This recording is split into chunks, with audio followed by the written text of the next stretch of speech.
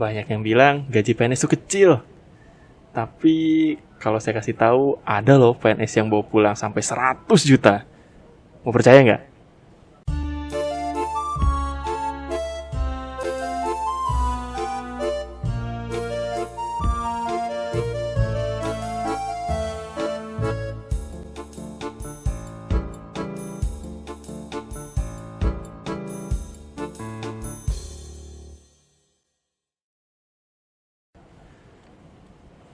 Kalau ngomongin gaji PNS, sebetulnya terdiri dari beberapa komponen di dalamnya. Pertama mulai dari gaji pokok, lalu tunjangan. Nah, bisa jadi sih gaji PNS dinilai kecil karena orang-orang tuh ngelihat cuma dari gaji pokoknya aja. Sebetulnya banyak loh tunjangan-tunjangan di dalamnya yang lebih besar komposisinya dibandingkan dengan gaji pokoknya. Nah, kalau misalkan teman-teman mau tahu, ini saya punya datanya nih terkait gaji pokok untuk PNS atau pegawai negeri sipil yang ada di Indonesia. Merujuk pada peraturan pemerintah atau PP nomor 15 tahun 2019 tentang perubahan ke-18 atas peraturan pemerintah nomor 7 tahun 1977 tentang peraturan gaji PNS. Nah, besarannya itu ada di bagian lampiran. Nih, sambil dibuka ya filenya. Nah, kurang lebih kayak gini tampilannya, teman-teman. Jadi, di sini ada tabelnya daftar gaji pokok pegawai negeri sipil Republik Indonesia. Mulai dari golongan 1, golongan 2, golongan 3, sampai golongan 4. Juga di sini tertera golongan 1-nya ada 1A sampai 1D, 2A sampai 2D, 3A, 3D, dan 4A sampai maksimal adalah 4E. Itu levelnya atau golongannya. Nah, untuk besarannya, di sini yang diperhitungkan selain dari golongan, juga menghitung masa kerja, teman-teman. Masa kerja mulai dari 0 sampai di sini yang paling lama itu 32 tahun. Ya kurang lebih kalau pensiun usia mendekati hampir 60 lah ya, 58. Kalau masa kerjanya maksimal 32 tahun, maka ya, mungkin bisa dikatakan di umur 20-an dia udah jadi PNS. Cuma start atau titik awal dari tiap-tiap PNS itu berbeda, teman-teman. Ada yang kalau zaman dulu dia lulusan SMP bahkan itu bisa diangkat jadi PNS. Ada juga yang ya katakanlah lulusan SMA itu juga sudah bisa masuk PNS atau ikut tes untuk CPNS. Sedangkan kalau di masa sekarang sebetulnya biasanya itu dimulai dari tingkat pendidikan S1 biasanya. Dan mungkin ada juga sih beberapa posisi yang bisa juga menerima lulusan ataupun peserta dengan lulusan atau ijazah D3. Dan biasanya ini start golongannya itu berbeda-beda. Yang paling banyak yaitu untuk lulusan atau tingkat pendidikan S1, biasanya dia start di golongan 3A. Untuk masa kerja yang belum ada atau bisa dikatakan 0 tahun, sebetulnya untuk 3A itu gaji pokoknya mulai dari 2.500.000-an. Di sini tertera ya di tabelnya, nanti ditampilkan. Tertera di sini untuk golongan 3A dengan masa kerja yang belum memiliki masa kerja sebagai PNS itu di 2.500.000-an. Itu untuk gaji pokoknya saja. Nah, perlu diingat teman-teman bahwa golongan 3A ini atau golongan yang lainnya itu secara normal akan mengalami peningkatan setiap 4 tahun sekali. Jika dimulai dari 3A, misalkan dia masuk di tahun ini nih 2021, itu 3A. Nah, 4 tahun berikutnya yaitu tahun 2025, dia berhak untuk naik ke golongan 3B. Maka gajinya naik, gaji pokoknya.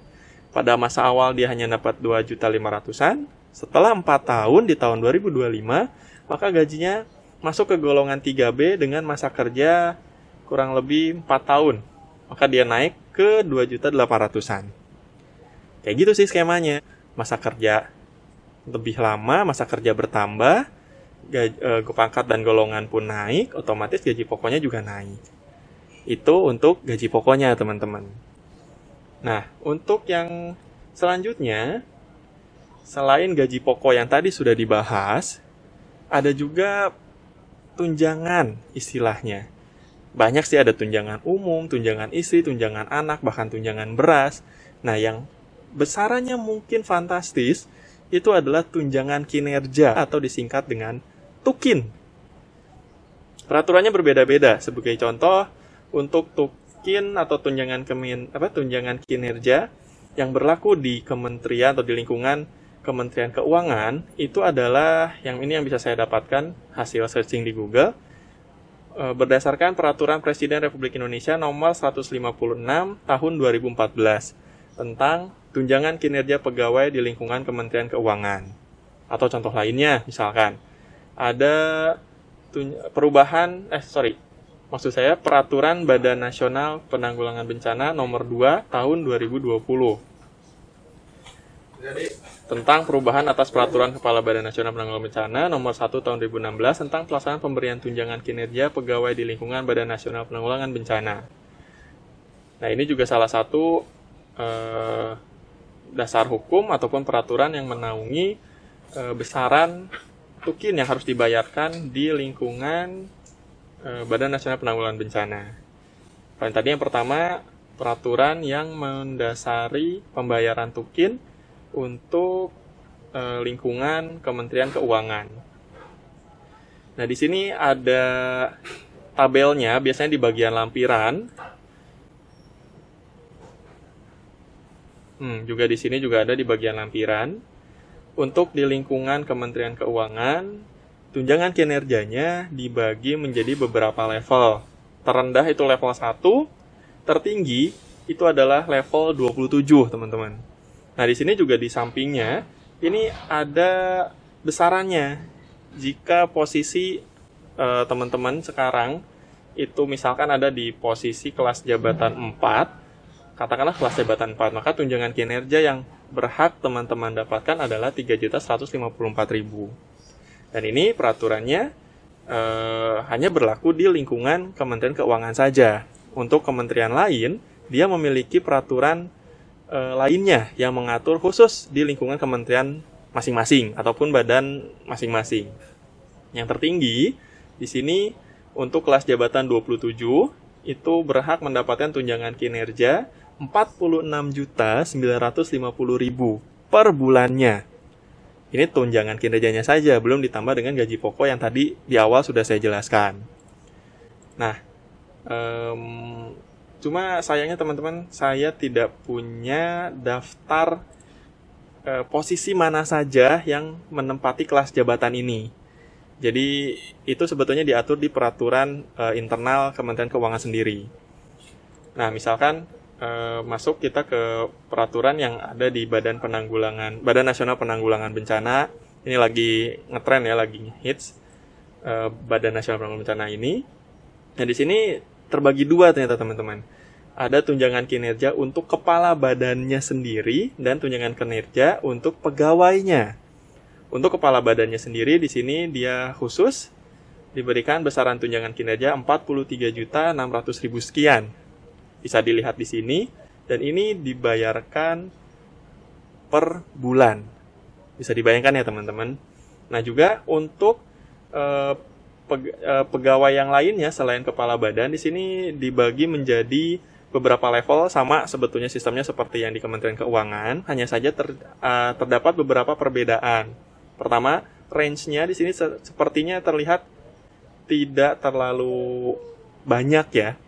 Kalau di Kementerian Keuangan yang tadi itu dari level 1 hingga ke level 27. Sedangkan di BNPB ini dari level 1 sampai level 17.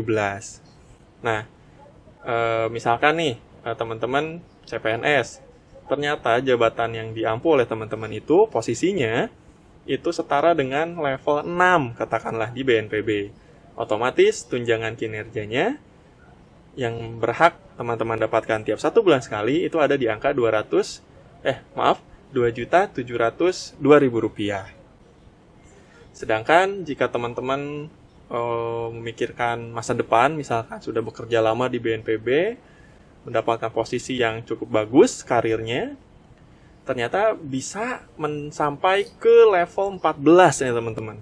Nah, jika misalkan teman-teman sudah ada di level 14 kelas jabatannya, maka tunjangan kinerja yang bisa teman-teman dapatkan, bisa teman-teman bawa pulang tiap bulannya itu ada di angka Rp11.670.000. Dan tertinggi di kelas jabatan 17 itu sebesar Rp29.085.000 yang bisa teman-teman bawa pulang ke rumah. Sedangkan terendah ini ada Rp1.968.000. Itu di lingkungan kementerian ataupun lembaga yang setara, seperti itu. Jika tadi kita sudah bahas tentang tunjangan kinerja, gambarannya di lingkungan Kementerian Keuangan dan lingkungan Badan Nasional Penanggulangan Bencana, nah yang selanjutnya ini kita coba bahas sedikit gambaran tunjangan kinerja di lingkungan Provinsi Daerah Khusus Ibu Kota Jakarta atau di lingkungan Pemprov DKI Jakarta ya. Nah, ini saya ambil datanya dari Peraturan Gubernur Provinsi Daerah Khusus Ibu Kota Jakarta nomor 409 tahun 2016 tentang tunjangan kinerja daerah. Nah, dasar hukum ini ataupun peraturan tentang TUKIN ini saya dapatkan dari Google. Jadi teman-teman juga bisa mengaksesnya secara terbuka, secara online.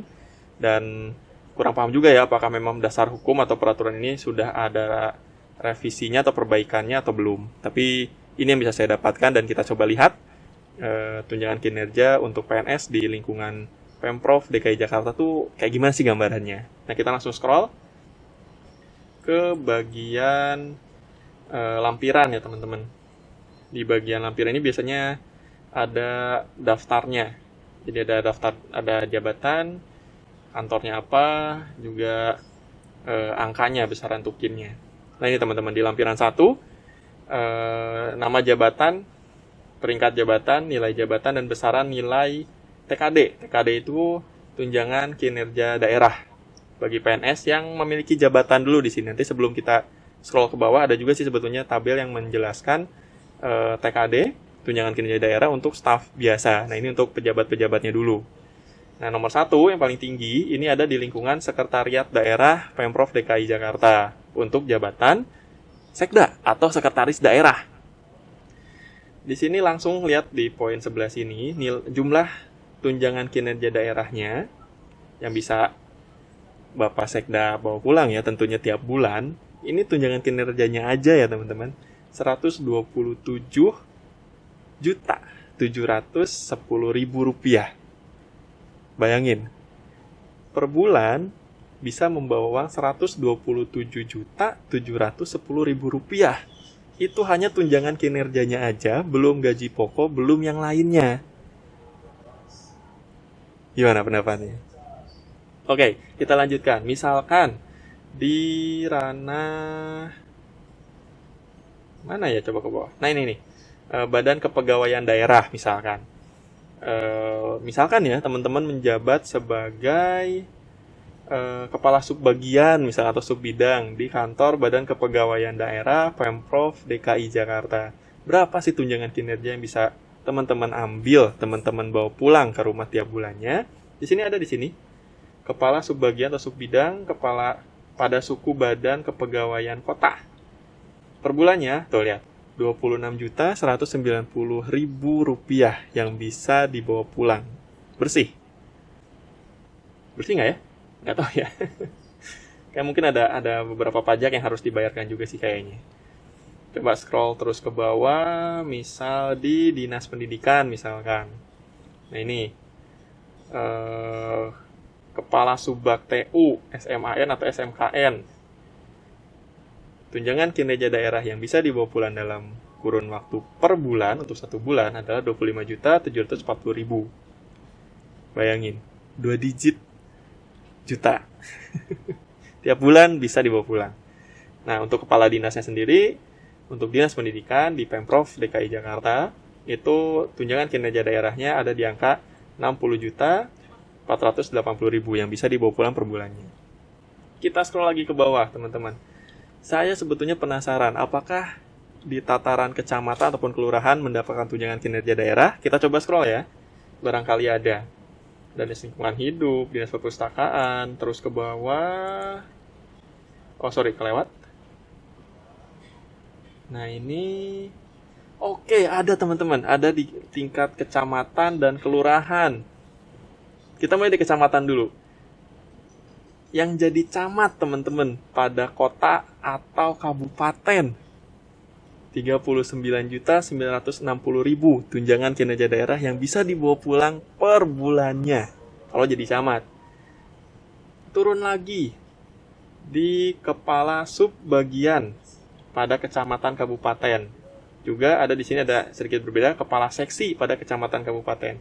Dua-duanya ternyata lebih dari 25 juta dong yang bisa dibawa pulang sebagai tunjangan kinerja daerahnya.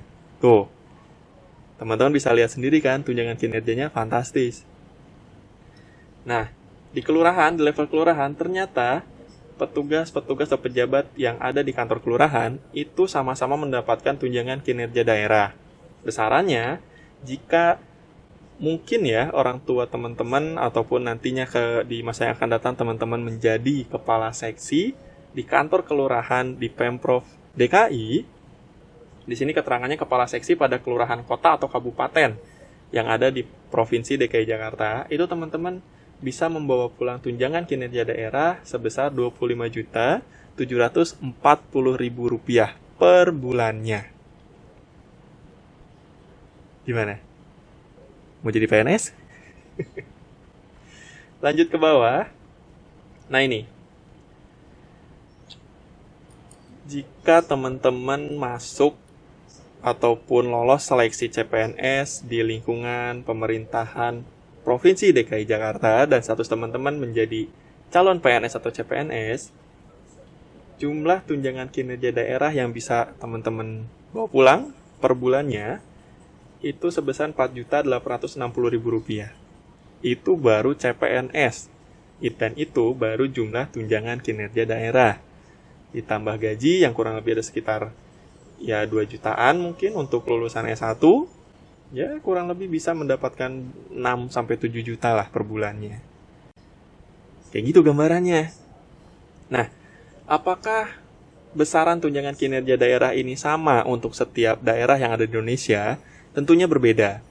Ini bergantung pada nilai anggaran pendapatan belanja daerahnya atau APBD istilahnya.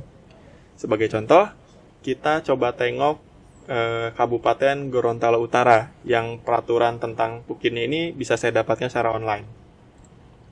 Peraturannya itu dikeluarkan oleh Bapak atau Ibu Bupati Gorontalo Utara, Provinsi Gorontalo.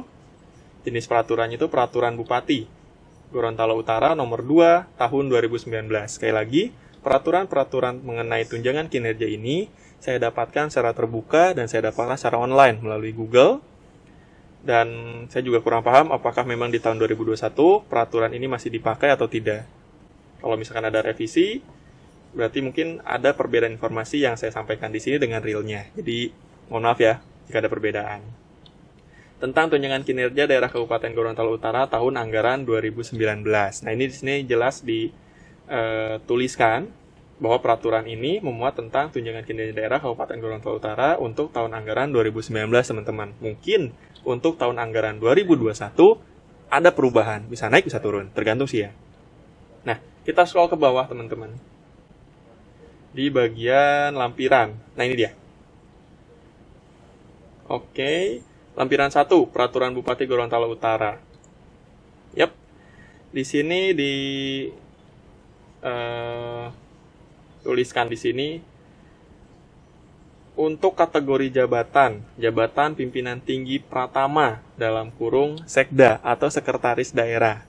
Ternyata untuk lingkungan Kabupaten Gorontalo Utara di tahun anggaran 2019, tunjangan kinerja daerah yang dapat dibawa tiap bulannya itu ada di angka Rp17.500.000. Gimana? Jika dibandingkan dengan Jakarta tadi, nilainya sangat jauh berbeda, teman-teman. Tapi, sekali lagi, ini bergantung kepada nilai dari anggaran pendapatan belanja daerahnya atau APBD-nya. Mungkin saya tidak punya datanya, tapi sepertinya memang APBD Provinsi Jakarta dengan APBD Kabupaten Gorontalo Utara sepertinya cukup berbeda, bukan cukup lagi emang, sepertinya berbeda lumayan jauh. Dari skala tingkatan pun, yang satu provinsi, satu kabupaten, sebetulnya bukan suatu hal yang bisa dibandingkan apple to apple, tapi ini hanya sedikit menggambarkan supaya terlihat perbedaannya saja. Jadi, tidak bisa disamaratakan bahwa PNS yang bekerja di lingkungan Pemprov ataupun Pemkab di tiap daerah itu gajinya besar semua. Enggak juga. Tergantung daerahnya daerah mana dulu. Karena itu juga melihat atau merujuk pada APBD yang ada. Seperti itu. Nah, di sini ada juga eselon 4A, eselon 4B misalkan, atau guru non-sertifikasi dan guru sertifikasi. Ini di luar gaji ya teman-teman. Ternyata di sini dituliskan juga untuk golongan 3 ada di sini sebagai jabatan pelaksana di golongan 3 ataupun 4. Tunjangan kinerja daerah yang dapat dibawa pulang per bulannya itu ada di angka 1 juta rupiah teman-teman. Kurang lebih seperti itu. Dan dari sini kita juga bisa lihat jelas ya berbeda. Antar kementerian, antar lembaga memiliki peraturan yang mengatur tunjangan kinerjanya masing-masing. Besaran serta jenjangnya pun berbeda. Bahkan tidak menutup kemungkinan gaji tiap menteri yang ada di bawah kabinet Pak Presiden sekarang itu berbeda-beda. Kayaknya sih gitu sih. Nah, turun lagi ke bawah di tingkat pemerintahan provinsi, tiap provinsi Indonesia mungkin berbeda juga sepertinya teman-teman. Masuk ke level kabupaten, ternyata terlihat ya penggambarannya ya berbeda juga. Jadi tidak bisa disamaratakan teman-teman. Tergantung nanti jika memang ada yang berminat untuk jadi PNS dan memang hanya mengincar gajinya saja, ya silakan. Buka-buka dulu datanya, cari-cari dulu datanya di Google supaya ya tidak salah pilih, katakanlah kayak gitu. Tapi saya rasa kalau memang ingin bekerja jadi PNS, daripada mencari gajinya mana yang paling besar, lebih baik cari di mana passion teman-teman itu berada. Di kementerian mana yang bisa lebih efektif bagi kita sebagai warga negara untuk mencurahkan kemampuan dan kreativitas kita dalam membangun negara ke arah yang lebih baik lagi. Itu saya rasa lebih mulia dibandingkan menjadi PNS hanya untuk mencari uangnya saja. Oh iya, teman-teman, ini sedikit penggambaran terkait slip gaji. Jadi di sini saya coba perlihatkan slip gaji untuk PNS yang ada di golongan ataupun di pangkat penata muda golongan 3A. Nah, di sini ada beberapa hal-hal yang tadi sudah dibahas sebelumnya, sebetulnya ada gaji pokok, juga tunjangan-tunjangan yang lainnya. Nah, ini mungkin penata muda 3A, kayaknya dia entah mungkin CPNS atau bukan, sengaja nama dan NIP-nya saya kosongkan untuk menjaga privasi, dan di sini juga untuk nama lingkungan tempat bekerjanya juga saya kosongkan. Ini hanya untuk sebagai edukasi saja bahwa ya kurang lebih ataupun rata-rata yang baru menjadi PNS itu biasanya gajinya kurang lebih seperti ini. Dimulai dari gaji pokok, bisa terlihat di sini. Ada tunjangan suami ataupun istri, juga ada tunjangan anak, tunjangan jabatan bagi yang memang memiliki jabatan ataupun tunjangan lainnya. Juga tunjangan umum. Nah, tunjangan umum ini maksudnya adalah ketika memang PNS ini tidak memiliki jabatan apapun, tidak mendapatkan tunjangan struktural jabatan itu, ataupun tunjangan fungsional lainnya, maka biasanya diberikan tunjangan umum. Seperti itu, dan besarannya pun tidak terlalu besar sebetulnya. Ada tunjangan beras juga. Ini pembulatan sedikit supaya angkanya tidak keriting. Ada juga tunjangan pajak, di sini 0. Ada tunjangan kinerja. Nah, ini yang dimaksud sesuai dengan peraturan tadi ya yang diatur di tiap lingkungan kementerian atau lembaga. Ada tunjangan pajak tukin, juga uang makan, teman-teman. Nah, ini pemasukan kotornya 6.800.000 sekian. Ada potongannya, ada iuran wajib pegawai. Kalau PNS setelah selesai bekerja, pensiun, dia dapat uang pensiun. Nah, ini diambil dari iuran wajib pegawai ini. Besarannya hanya 230.000 sekian. Juga ada potongan untuk BPJS dan potongan-potongan yang lainnya. Dan di sini mungkin ya karena baru jadi PNS, jadinya tidak ada potongan yang lainnya. Hanya PPH tukin saja. Jumlah potongannya 329.000 sekian. Dan total penghasilan bersih atau take home pay, jumlah nilai uang yang bisa dibawa pulang tiap bulannya untuk PNS ini adalah 6.492.000. Ini di lingkungan tempat tinggalnya ada di Jakarta, dan ya saya rasa untuk uang segini dengan gaya hidup yang biasa-biasa aja lebih dari cukup sih sebetulnya untuk hidup dalam 1 bulan. Mungkin jika di-manage lebih baik, Maka tidak menutup kemungkinan angka segini sebetulnya yang dihabiskan untuk kebutuhan pokok 1 bulannya tidak full segini. Bisa jadi ada beberapa juta ataupun ratus ribu yang ya bisa disisihkan, bisa ditabungkan jika memang PNS ini berkeluarga, bisa disisihkan untuk kebutuhan berobat emergensi ataupun kebutuhan anak sekolah biasanya yang ya memang kalau PNS mainannya harus nabung gitu, jadi nggak bisa mengandalkan uang kaget. Kurang lebih seperti itu teman-teman yang bisa saya jelaskan. Mudah-mudahan hal ini ada manfaatnya buat teman-teman yang mau masuk ataupun mau ikut seleksi menjadi CPNS. Jadi pikirkan baik-baik sebelum mendaftar dan ingat gaji hanya nominal intinya teman-teman. Ya, pilihlah tempat di mana teman-teman bisa berkarya, bisa mencurahkan kemampuan dan kreativitas teman-teman untuk membangun negeri Indonesia ini. Juga yang lebih penting kalau menurut saya pribadi adalah daripada berapa gaji yang kita terima, lebih ke berapa banyak uang yang bisa kita tabungkan per bulannya. Terima kasih. Dadah.